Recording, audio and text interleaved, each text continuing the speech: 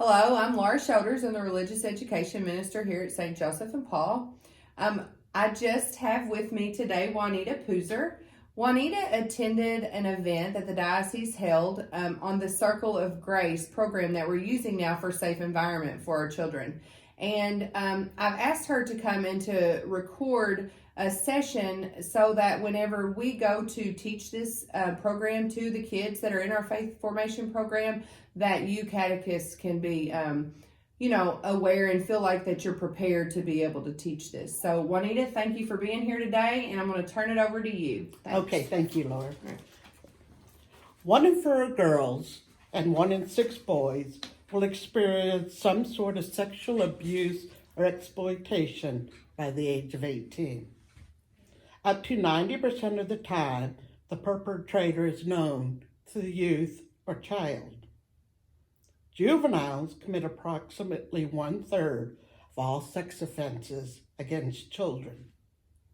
1 in 5 children between the ages of 10 and 17 years old receive unwanted sexual solicitation online.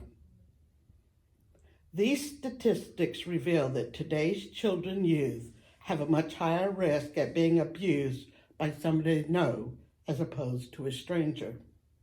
So, what do we do with all these statistics? Where do we turn? How do we respond? In 2007, the Archdiocese of Omaha developed a program called Circle of Grace. This program is guided by the Holy Spirit and has a curriculum from preschool through 12th grade. Why do we need such a program in our churches? Well, God, our Creator, desires His little ones to be safe more than we could ever imagine.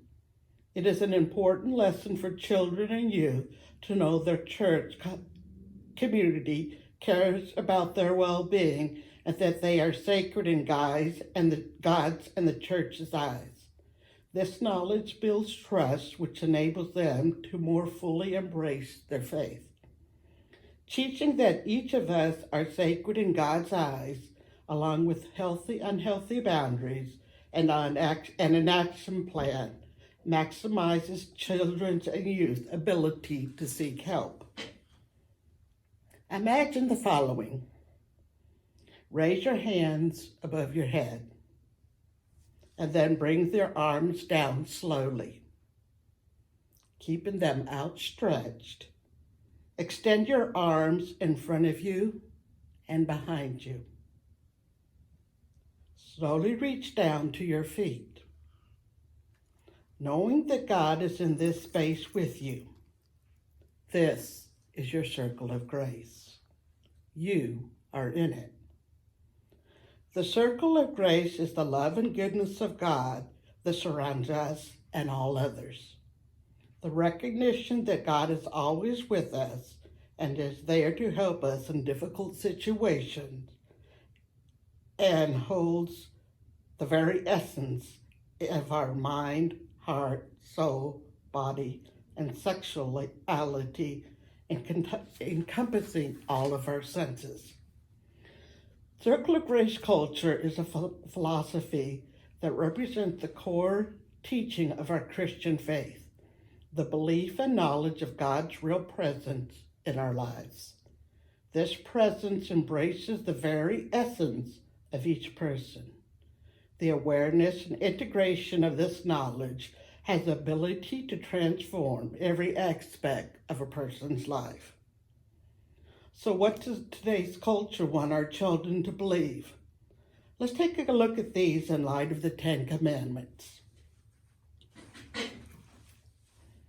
On our chart, we have our faith's 10 Commandments and those that the society say are important. So our first commandment is put God first and only worship Him. That's what our faith says. What do we say? What does the popular culture say? Probably that sex, worship money. Can you think of anything else? that we worship instead of God? Fame. Maybe fame. Yeah. Okay. Second one is use God's name with respect. What happens in popular culture?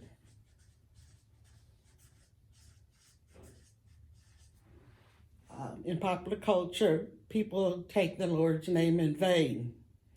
They say it wherever and whenever they want to. There's whatever comes to the mind, comes out the mouth. Okay.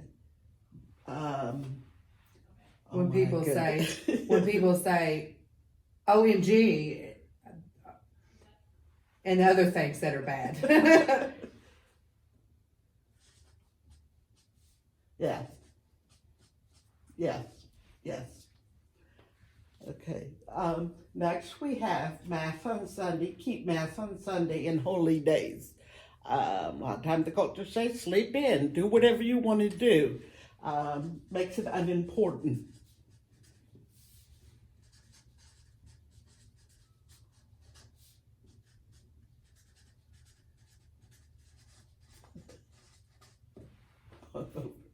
Sleep in, watch TV, or I'm hungover. Okay, the next 10 commandment, respect your parents. Nowadays we see the children say whatever they want to their parents. Treat them disgracefully, actually. Yeah.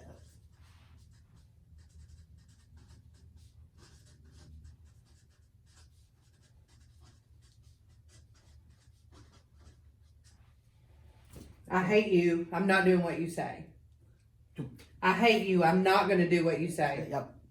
And they mean it. They won't. The next commandment, do not hurt others physically or emotionally. With this one, a lot of kids, fight. If I don't have what I want, I'm going to fight about it. Say bullying, cutting people down. Just a real lack of respect for others.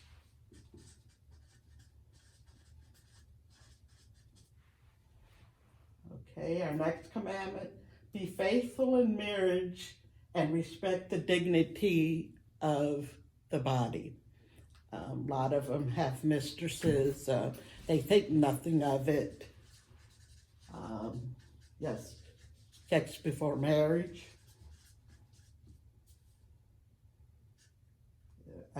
No respect for the sacrament.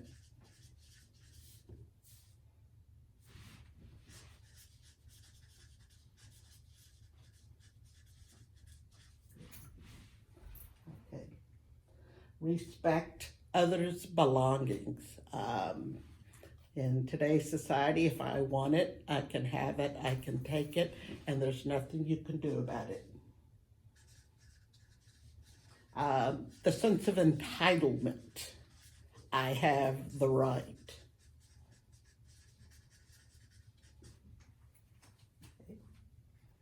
Our seventh one is do not lie, gossip, or spread rumors. This is another one. Say what I want to say, and the more shocking, the better it is.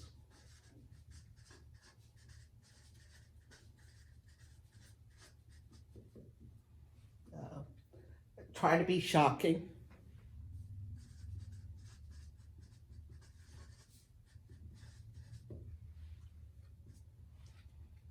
Okay.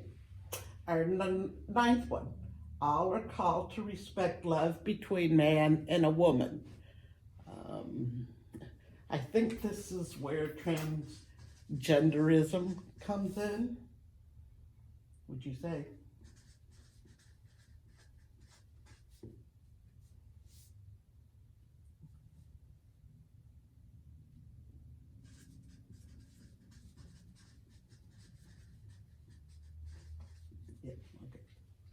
And the last one is do not be envious of others' possessions, wanting what Mr. Jones has or the Joneses have.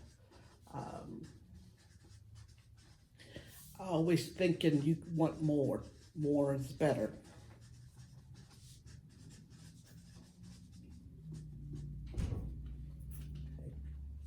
So, this is what we're taught by our faith, and this is what our culture says.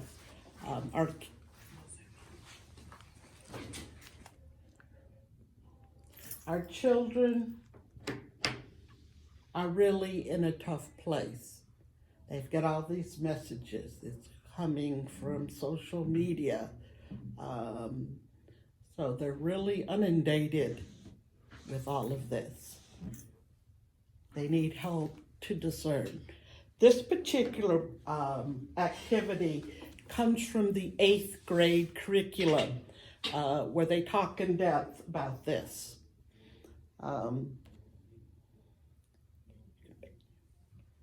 The goal of Circle of Grace program is to educate and empower children and young people to actively participate in a safe environment for themselves and others.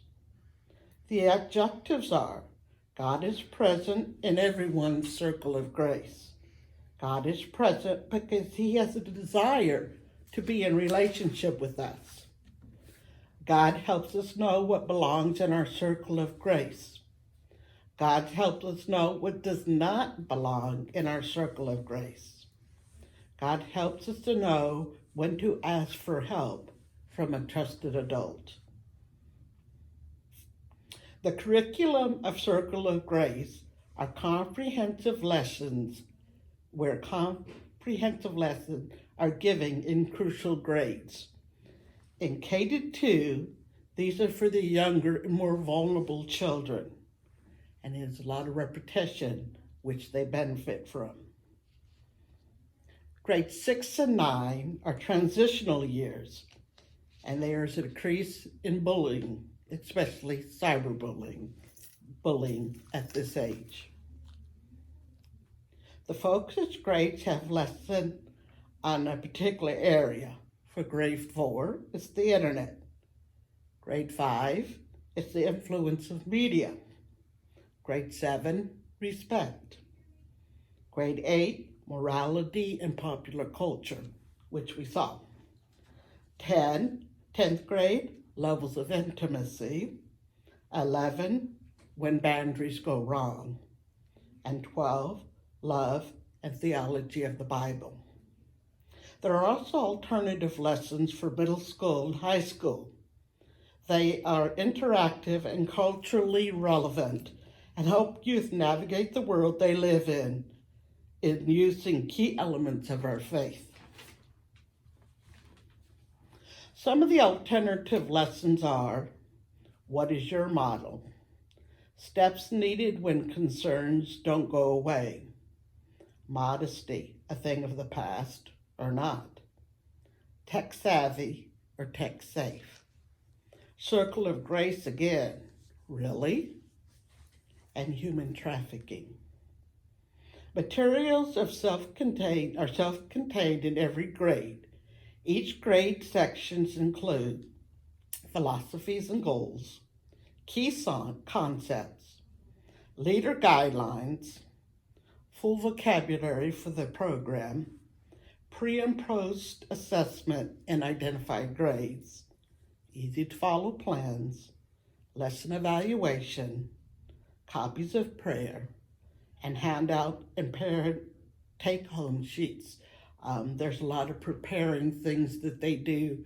One of them is called Parents First. When you implement this program, here's some guidelines to go by. You have to believe in what you are teaching for it to be effective with children and youth. Teach the lessons after you have had a chance to know the children and youth. Lessons in the comprehensive grades need to be taught closely together. When combining classes, assess what grade best fits in the class. Parent letters need to be sent out before teaching the curriculum. Action cards for leaders are helpful. Be aware that the content may trigger past issues for some of the leaders. and also for some of the kids while you're teaching. It is helpful for churches and schools to be aware of the general concept of the Circle of Grace. Here are some final implementation tips. 1, leaders are aware of how to handle a child's disclosure. 2, be aware of a child's abuse and neglect laws in your state. 3, review the Administrator Director section before implementation. There are many resources for both parents and leaders. Owensboro Diocese has a place on its webpage to learn more about this program. The password for this is SECOG19. So you have access to all this information and so much more on this website. Thank you for listening. Thank you for listening to me. I appreciate it. And as a sidebar, I would like you to know that I am a member of the Religion Teacher. I have a subscription to that. And they have a lot of interesting handouts, videos, things of that nature. If you are interested, go to the site. If you see anything you're interested in, contact me and I'll run it off. Thank you and have a most excellent day.